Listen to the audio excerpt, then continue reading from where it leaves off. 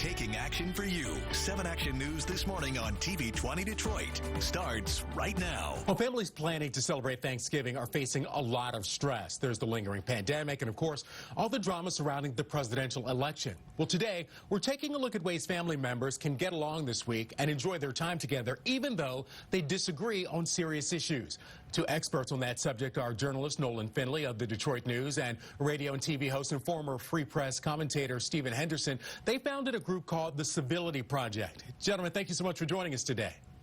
Thank you, King. Thanks for having us. All right, Stephen, let's start with you. Tell us a little bit about the Civility Project and where people can find it.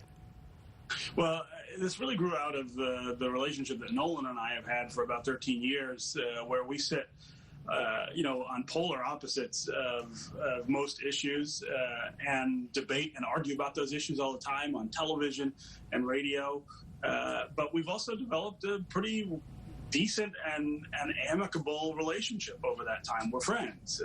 And as the nature of discourse got so much worse over the last 4 or 5 years, to the point where people just could not even talk to one another, we decided that maybe there was something about the way that we did that, the way that we managed to stay friends, even though we bitterly disagree, that we could share with everyone else. And so the Great Lakes Civility Project was born out of that. Our sponsors, Delta Dental of Michigan, have made it possible for us to share this with people from coast to coast already.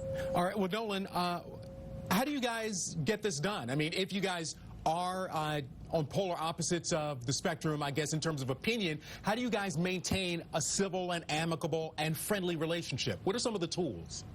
Yeah, well, we learned a long time ago that we weren't going to convert each other. And so if we went into a conversation where we were trying to change each other and change our minds, we knew it was not going to end well. Our goal is to try to understand each other, and that's what we urge everybody to enter a conversation first by getting to know the person as something other than their politics. Because right now, today, in today's world, we're judging people by their political views, and we're deciding we hate people because of their political views. And that's a very dangerous path, because if you hate people because of their political views or whatever differences you have with them, very easy to get to the point where you dehumanize them, and we've seen where that goes. So get to know each other and then honestly listen to each other. A conversation's not a competition. Talk honestly with one another.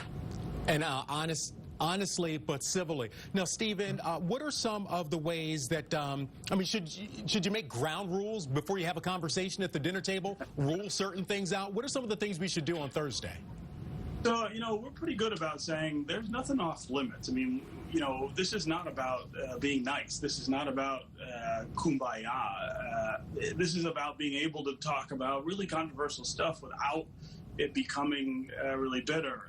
Two things we talk about all the time are the ability to listen and really listen to the other person that you're talking to, not be in your own head while they're talking, thinking about what you're going to say as soon as they stop talking. The other thing we talk about is committing to the idea that this is a long-term thing, right?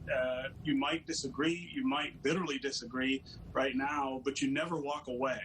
The relationship itself has to be strong enough to be able to have these kind of arguments and survive.